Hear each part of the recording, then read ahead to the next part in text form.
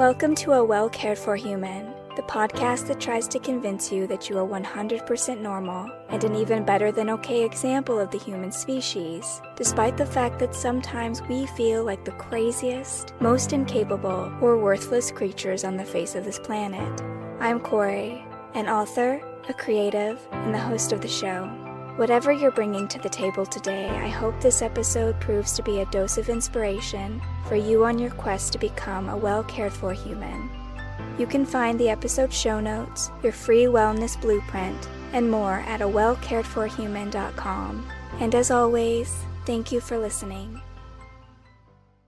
Hello humans, it's your host Kory, and today we're going to talk about the effects of emotional neglect, which many of us have experienced in childhood. And we're also going to look at how this emotional neglect can create a sense of what is called the fatal flaw. But let me start off by outlining what is emotional neglect. Emotional neglect is when your parents or your caregivers or whomever is taking care of you as a child is not able to provide you with emotional attunement and the support that you needed in order to properly develop a secure emotional connection and attachment as a child. And emotional attachment is actually a whole separate issue that I'll go into more detail at another time. Mostly we're just going to focus on the effects of neglect today. But essentially, as a child, in order to develop a healthy emotionality, you needed to have your emotional needs met, recognized, and affirmed by the adults around you. And so it's for this reason that emotional neglect is considered a form of emotional abuse. This kind of emotional neglect, emotional abuse can also happen in adult relationships, particularly in partnerships where one or both of the partners are emotionally abusive. As was the case with my caregivers. With my mother, she was always struggling so much with her own nervous system dysregulation, her own PTSD, her bipolar disorder, her addiction issues, that it was difficult for her to identify or take care of my own emotional needs. In fact, her emotional vulnerability often created a role reversal in our relationship, which meant that I was always trying to take care of her, to cheer her up. Sometimes when I would find her crying suddenly, my gut reaction would be to, oh, it's going to be okay, and I would try to make her laugh, or I would try to say nice things. But this is not healthy for a child to be doing regularly, to be in this forced caretaking role. And so therefore, my emotional needs were often neglected in favor of hers. But as a child, clearly I could not actually meet my mother's emotional needs. That was not within my realm of capability as a child. And in the case of my father, given his narcissistic personality disorder, he was often very upset by my emotions. He treated my emotions as a flaw, as a defect. He often called them excessive or unnecessary. If I would cry or express any kind of dismay, which is typical for children, as we know, he would tell me things like, you need to get a hold of yourself, you need to put those emotions away, you need to compartmentalize them inside you. So I was simply not allowed to express my sadness, my heartache, my vulnerability in his presence. And then also, if I expressed anger, either at someone else or at being mistreated by him, he would say something like, you don't know how good you have it, you don't know half the things that I went through from my parents when I was your age, you should just be lucky that this, and this didn't happen. And so he would always dismiss my experiences and try to dominate, control, or supersede them with his own. But my parents are pretty extreme examples of emotional neglect. If your caretakers were not, quote, as bad as mine, that does not mean that you didn't suffer emotional neglect.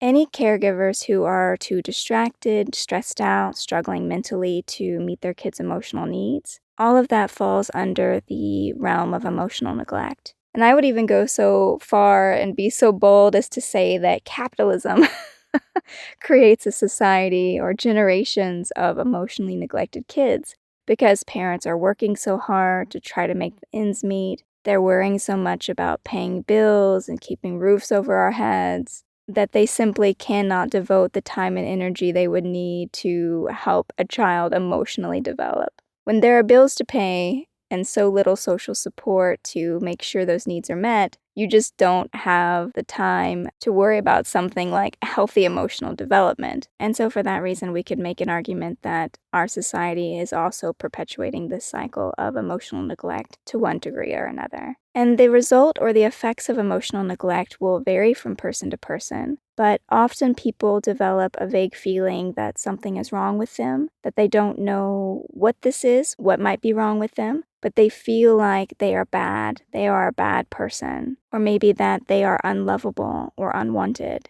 And this is an adaptive behavior developed when a child is in the emotional desert of neglect. When the resources to develop healthy emotions are simply not available, this adaptation occurs.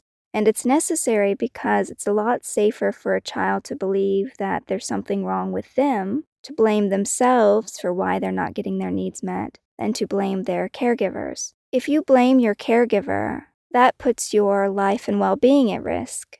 If you believed that your caregiver, your parent, couldn't take care of you, that's really dangerous because that means it's out of your control. So an emotionally starved kid will adapt. They will internalize the neglect and blame themselves for it. Because when they do this, it means that they can fix the problem. If you're the problem, you can fix yourself. At least that's what we believe. If you could just solve this fatal flaw, if you could just change and be a better version of you, then you would be able to get what you need to survive and thrive. Then things will be okay. Because taking control of yourself, improving yourself, that is within the realm of possibility. But trying to control your caregiver or to improve upon your caregiver or to try to force them to give you what they can't give you, those are impossibilities that you have no control over. Therefore, that's a lot more dangerous. That's a lot more hopeless. A child in desperate need of resources to develop emotionally will turn to themselves and say, I'm the problem, because it's solvable, in theory, rather than remaining focused on the parents who lack the ability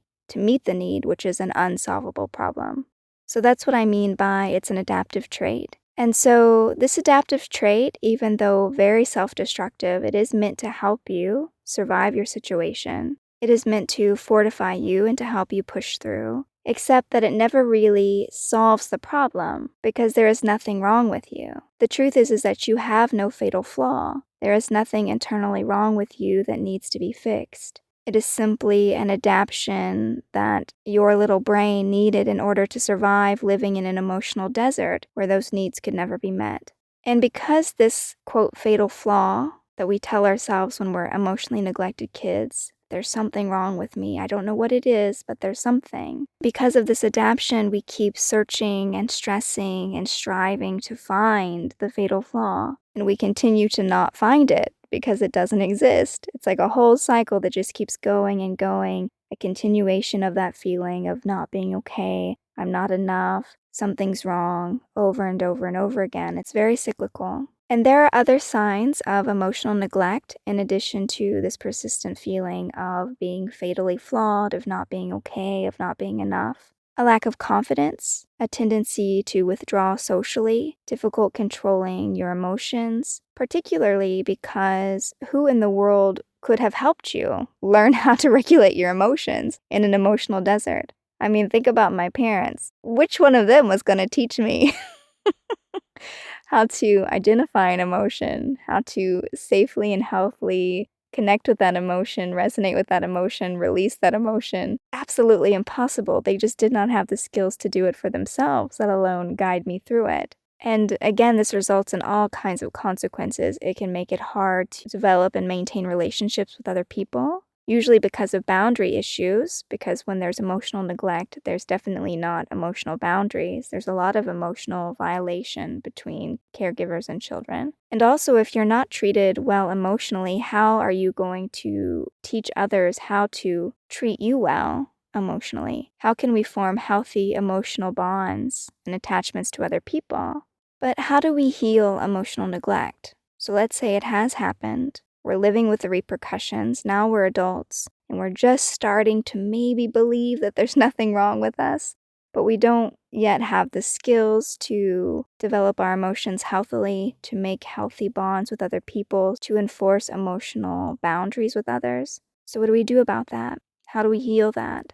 Well, first and foremost, this is the part where I remind you that I am not a therapist. I'm just a person with a crazy life full of experiences, and that I can share with you some of the things that I have found to be helpful in healing my own emotional neglect. But I absolutely encourage you to find a good practitioner who can help you really deep dive into your own experiences. And there's also a great book that I read that I really enjoyed called Adult Children of Emotionally Immature Parents: How to Heal from Distant, Rejecting, or Self-Involved Parents. You can find it online or in your bookstore, so you could also start there and start reading about these different effects of emotional neglect and how to move past it. But as for my own journey, I started with trying to make it really clear that I had no fatal flaw, that I was not the problem, that my parents were simply incapable of providing me the emotional support that I needed because of their own mental health issues, their own abuse and trauma backgrounds. And identifying that this wasn't necessarily personal, it was just simply that they were not healed as people, and therefore they perpetuated a cycle. So first acknowledging that I had traveled through an emotional desert was very important. And also doing what I could to build this emotional distance between my parents and myself. Rejecting the idea that I was the problem, that I deserved it, that there was something wrong with me, that I was simply unlovable, unwanted. Any of those narratives that I might have picked up around the emotional abuse. Putting a clear barrier and line between me and those beliefs. And you know what I did to do that? I tell you every episode, I journaled, I meditated, I worked with a therapist, I did all the techniques that one does when they're trying to create a new internal narrative. I used my affirmations to help build up that separation clearly in my mind. And all of that slowly over time did begin to accumulate to something tangible, something I could really work with. But I won't lie, this process was in and of itself really difficult, because I was so emotionally loyal to my parents for a really long time. They could do no wrong in my eyes. I just loved them so much, and I still have those feelings, but now I have built up a place in my psyche, in my emotional landscape, where I can both love them and do what needs to be done in order to protect myself and to take good care of myself. So that boundary can be built. Those walls can be built, and they can be built in a way where you can still have the love for your caretakers moving freely through that barrier. Because I still love them so much, even though, my mother, she's gone, she's passed, and my father, I don't speak to him, but the affection in my heart is still there. I don't think angry thoughts about him. I don't hate him. I'm not disgusted by his existence or anything that you would think I might be feeling because he is an abuser. But the reason why I'm able to occupy those two spaces of both love and self-protection without the anger and everything is because I worked to heal the emotional neglect and to build those healthy boundaries back in place, which should have been created when I was developing, but weren't. They were made in my 30s. They were made a little later.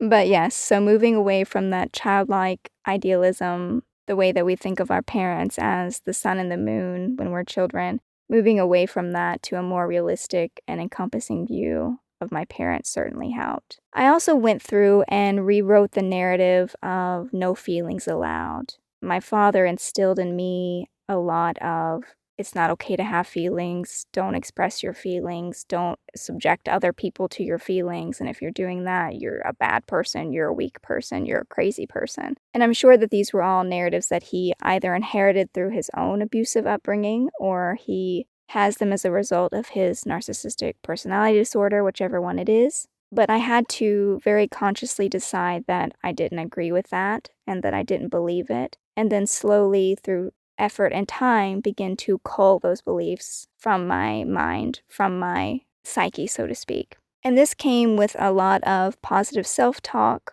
like I talked about last week in the episode where I said sometimes in meditation, if anger or something comes up, I shrink my father down to what he looked like as a 5-year-old kid in my mind. This is a visualization. If you don't know what I'm talking about, this is a visualization in which I'm meditating and maybe anger or something comes up and I realize it's because I'm hearing my father's abusive words in the back of my mind. And it's very natural for me for anger to come up as a self-protection mechanism. So when I recognize that anger, I'm usually like, okay, what am I getting mad about? What am I hearing right now?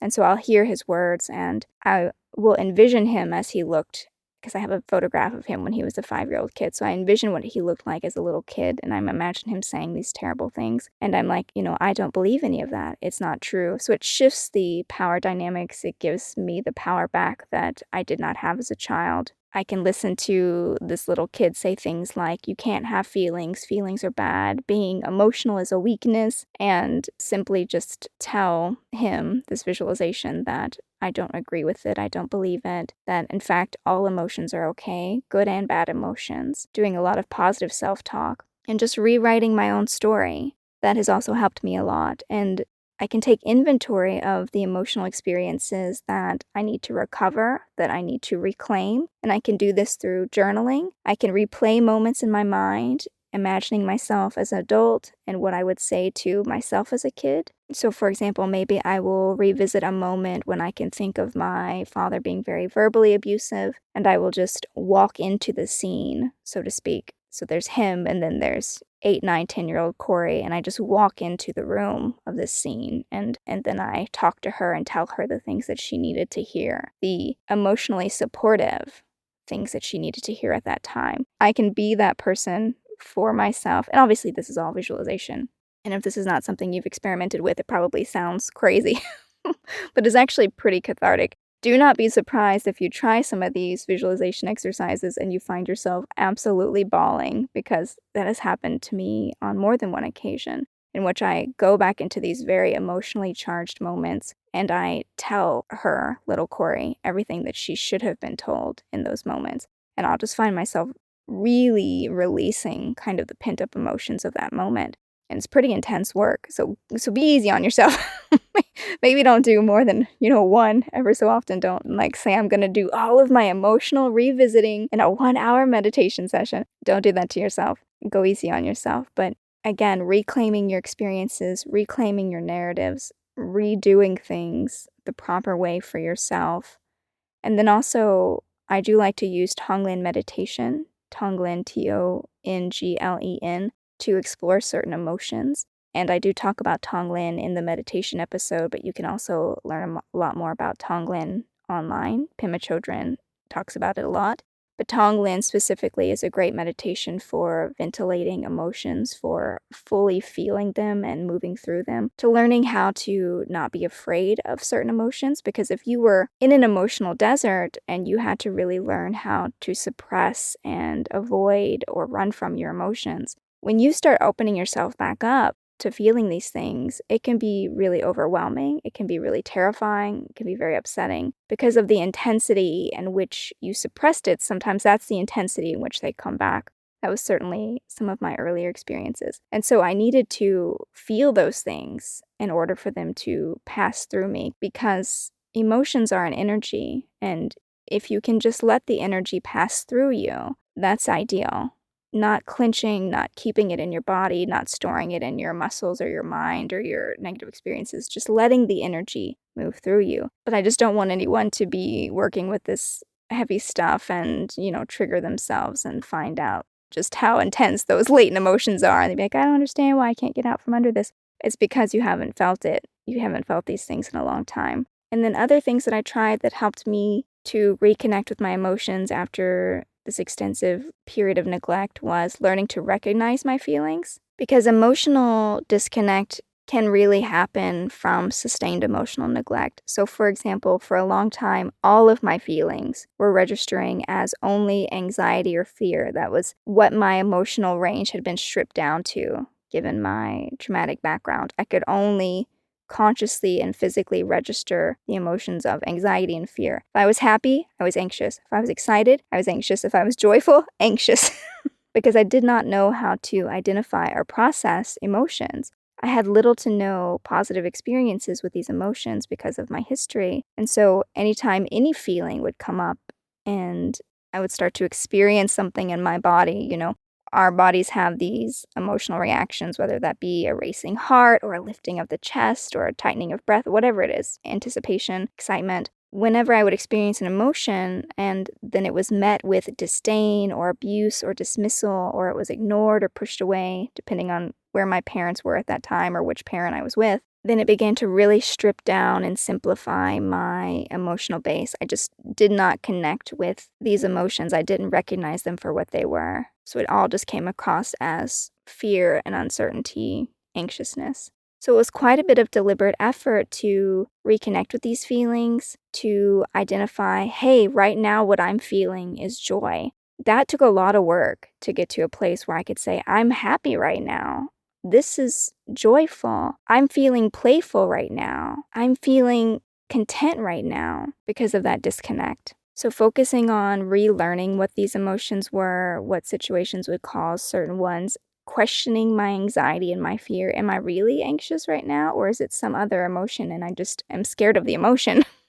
Or maybe it's not even the situation, it's the feeling I'm having that's freaking me out because I'm just never allowed to have feelings. And so, oh my God, what's happening? And so learning to slowly move through all that, to reconnect with that, to identify each feeling individually, to learn what they are and get comfortable enough with them so that when something arises, I'm no longer afraid of the feeling and I'm no longer afraid of expressing the feeling. All of this took a lot of time, so it did require a lot of patience. Frankly, it took me years and years to undo these adaptive patterns that I had acquired due to this emotional neglect, this emotional abuse. And another thing that I tried to do to help me work with the consequences of this emotional neglect, emotional abuse, was I started to look for the effects of that emotional neglect in my current relationships. So this was farther down the line. Obviously, first I had to work on identifying what joy was.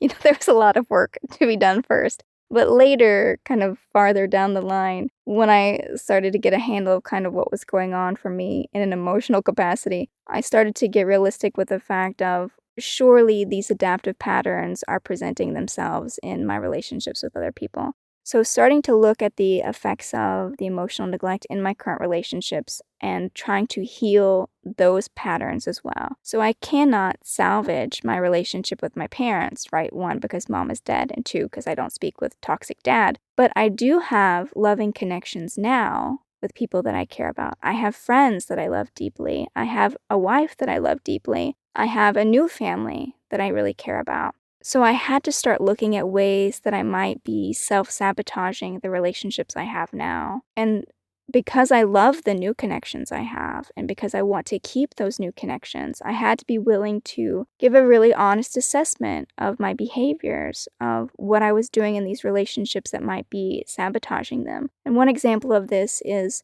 for the I don't even know, 6 years of my relationship with Kim, I believe. Or maybe we could say 10 years. I don't know, it was a while. But anytime we would get into a fight, it would trigger a flight reflex in me. So I was having this entire emotional cyclone, and I was like, well, I guess we're going to break up now. I have to leave. I wonder how much a divorce costs.